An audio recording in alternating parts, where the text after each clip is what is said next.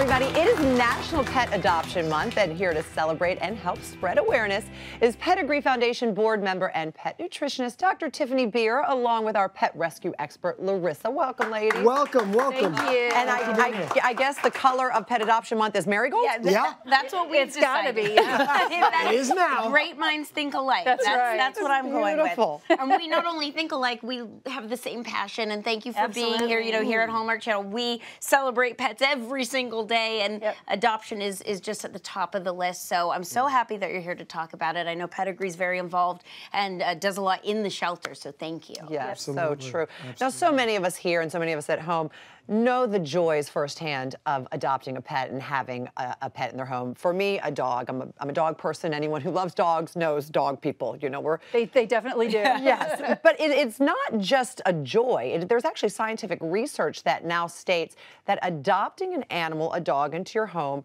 has amazing benefits, especially for families with young children. Yeah, it does. There was a study that was published last year that showed that children who are raised in a home with pets from a young age actually have greater self-esteem, they have less loneliness, and they have greater social skills.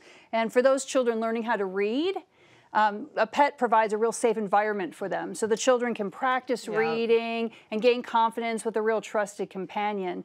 There's a program called Paws in Hand that is from the Ramapo Bergen Animal Rescue from Oakland, New Jersey. And they are a recipient of a Pedigree grant last year. And they put all this into action. So they bring pets into schools, and they teach about proper pet ownership, but then they also have special needs children come in and interact with the pets. And what that does is it helps their learning abilities and helps them to develop social skills and develops the dogs so that the dogs are more adoptable too. Wonderful. Yeah, it's a great program. Oh my I mean, I can say firsthand how having a dog in our house has definitely kind of warmed up the kids and livened them up at times for sure as well.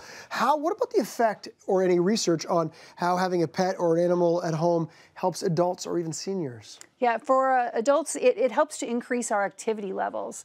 So there was a study that looked at 4 Australian and U.S. cities, and people who were walking their dogs were actually more active each day than people who were non-dog walkers, which is really great news because it increases your total activity. For sure. And the surprising thing, though, was that they learned that pets are an integral part in building relationships in communities. Sure. So the neighbors in that study actually reported learning more about each other through their pets versus any community event or school. What did I say? Dog people. Yeah, when you meet another dog person, you're like, oh, well, they have a dog. We should probably hang out. Exactly. It breaks the ice. Yeah, it really does. My dog likes your dog. For seniors, too, the same benefits are there. They help combat loneliness, which is a real big problem in seniors, as well as getting them more active. So we've sponsored through the Pedigree Foundation several grants that are looking at different programs for seniors adopting pets. And there's one in particular called, I love the name, Club Grandpa, which is from the Young and Hart Pet Rescue in my hometown of Palatine, Illinois. And what they do is they not only match seniors to a senior pet, but they also provide this support system so that if they need resources to be able to care for that pet over their lifetime, they'll help provide that's it. Important. So it's a really innovative program, and we're seeing more and more applications for senior-to-senior adoptions, which I think is really fantastic. Yeah, that is really wonderful. So, Larissa, for people out there who can't adopt or foster for whatever reason, what are some other ways that they can get involved? Yeah, it's so true. There's so many wonderful ways that everybody and anybody can help. I mean, just going to your local rescue or shelter, whether you're in Nashville like you or California, and seeing what their needs are. You know, I worked many years in shelters, and I would clean the kennels if that's what needed to happen. And, you know, it wasn't the most glamorous, but it did a job and it needed to be done. I would take the dogs out of the kennels and socialize them and let them run and, you know, sniff around and use their senses or take photos of the animals. Because as we've talked many times, those intake photos sometimes don't sell the dog. You know, they don't give that dog the best opportunity it can have. So going and just taking photos and posting them online to be networked can also just be a big lifesaver. So there's so many great ways people can get involved. Larissa, you've done it all. You really have, including fostering and adopting, obviously, as well. And I know, Dr. Bierer, through the Pedigree Foundation, you found that fostering has led, which is understandable, led to more adoptions. Yeah, it helps the shelters and the rescues actually increase the number of pets that they can help, mainly because there's resource limitations, right? Yeah. So how many pets they can get in the kennel? Yeah, the space. And so they're really an important part of the whole shelter programs.